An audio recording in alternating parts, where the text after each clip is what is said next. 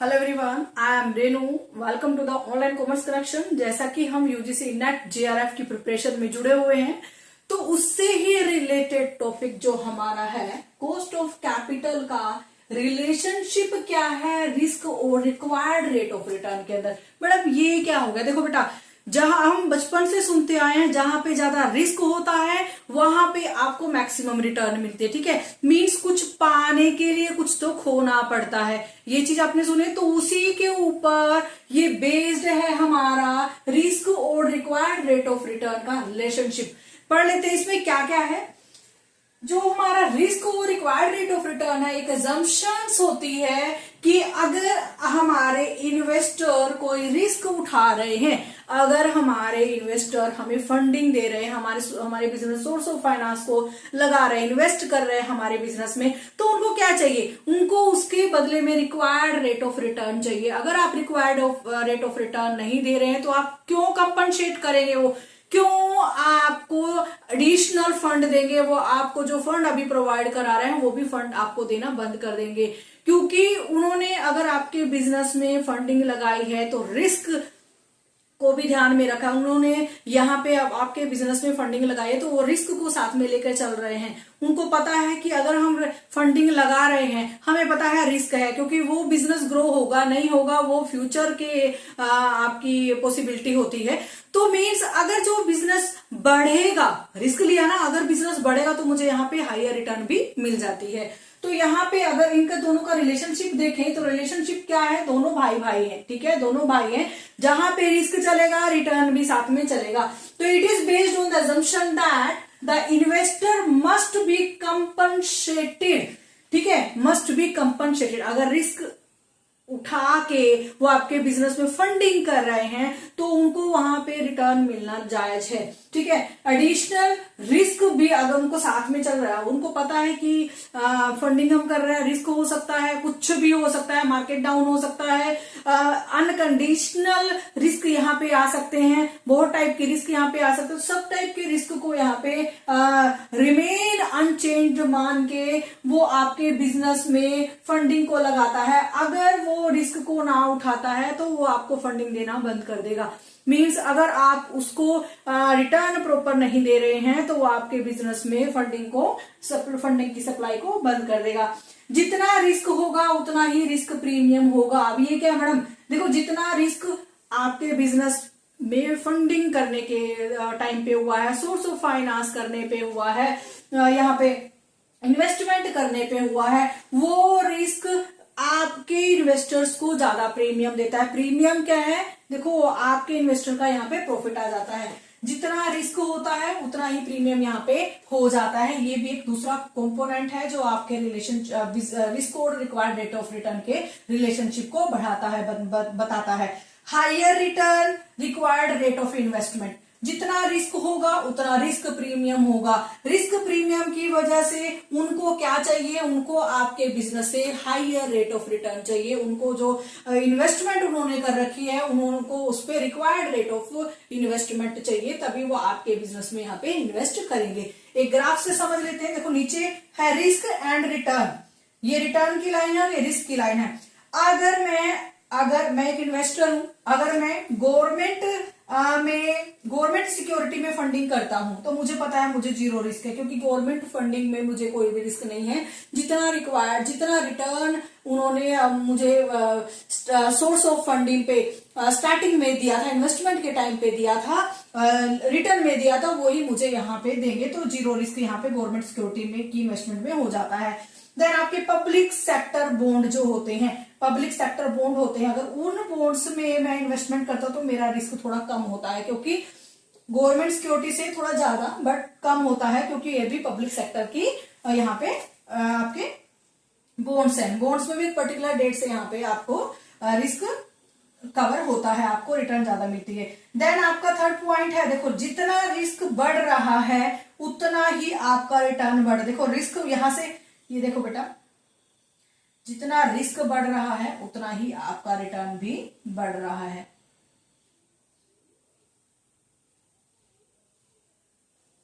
ये ग्राफ आपको शो कर रहा है।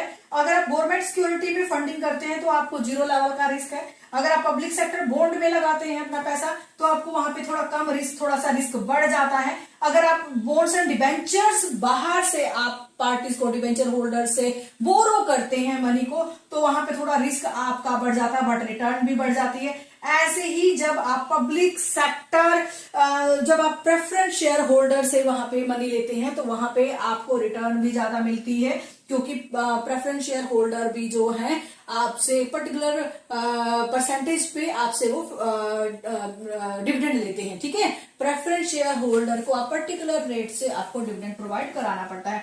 देन आपका आ जाता है इक्विटी शेयर होल्डर। अब इक्विटी शेयर होल्डर सबसे ज्यादा रिस्क हमारे बिजनेस में उठाता है, तो जितना रिस्क उसने उठाया है उतना ही उसको रिटर्न यहाँ पे मिल जाती है। इस ग्राफ से मैंने आपको रिस्क एंड आपके रिटर्न का रिलेशनशिप बताने की कोशिश की है।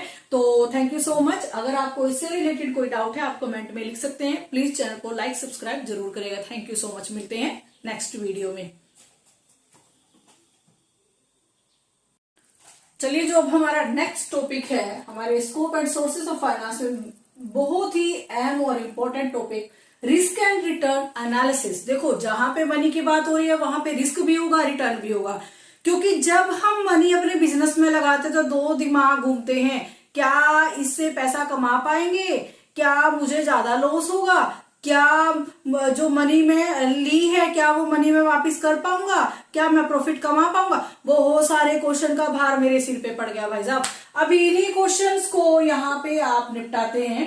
रिस्क एंड रिटर्न एनालिसिस में देखो, पहले तो आपको पता होना चाहिए रिस्क और रिटर्न क्या है। देखो, जब मैंने अपने बिजनेस में 1,00,000 रुपए लगाया, मैंने अपने बिजनेस में 1,00,000 रुपए लगाया, मैं चाहती हूं कि जो मुझे इससे रिटर्न मिले वो 50,000 की मुझे इससे रिटर्न मिले। ठीक है, तो ये मेरी रिटर्न है। अब रिटर्न ये है बट मिलते मुझे 30,000 है। 20,000 जो आ गया दैट इज रिस्क, क्योंकि जो एक्चुअल एक्सपेक्टेड रिटर्न था वो मेरा वो मुझे नहीं मिल पाया है। तो जो रिटर्न मुझे मिली है वो मुझे 30,000 मिली है, 20,000 मेरा रिस्क में आ गया है। तो जो आपका रिटर्न है वो अनएक्सपेक्टेड है, वो एक्सपेक्ट आप करते हैं बट जो एक्चुअल में मिलती है वो कभी भी आपकी एक्सपेक्टेड रिटर्न नहीं होती है। क्यों नहीं होती है? वो ही है मेन कारण, रिस्क। उसी को ही रिस्क बोलते हैं जिसकी वजह से मुझे एक्चुअल रिटर्न नहीं मिल पा रही है, जो मैं एक्चुअल रिटर्न यहाँ पे चाह रही हूँ। रिस्क एंड रिटर्न एनालिसिस में actual return on investment received from the expected return. ठीक है, एक्चुअल रिटर्न जो मुझे मिली है बट मैंने एक्सपेक्ट जो किया था उसके बीच में जो गैप है that is called the risk. अब रिस्क भी बहुत सारे टाइप का भाई साहब, 2 टाइप्स का आपका रिस्क है, सिस्टमैटिक रिस्क एंड आपका non systematic risk. Systematic risk and आपका नॉन सिस्टमैटिक रिस्क, इनको डिटेल में पढ़ेंगे। जो सिस्टमैटिक रिस्क होता है, सिस्टमैटिक रिस्क क्या होता है? देखो, ऐसा रिस्क जो आपका बिजनेस कंट्रोल नहीं कर पाएगा, ऐसे आउटसाइड फैक्टर्स, ऐसे एक्सटर्नल फैक्टर्स जिनके ऊपर आपका कंट्रोल नहीं है। ठीक है, उन सभी फैक्टर से, उन सभी टर्म से होने वाले आपके एक्सपेक्टेड रिटर्न को हिट होने वाला जो है, जिसकी वजह से आपके एक्सपेक्टेड रिटर्न कम हो जाती है, उसी को आप सिस्टमैटिक रिस्क बोलते हैं। क्या होता है?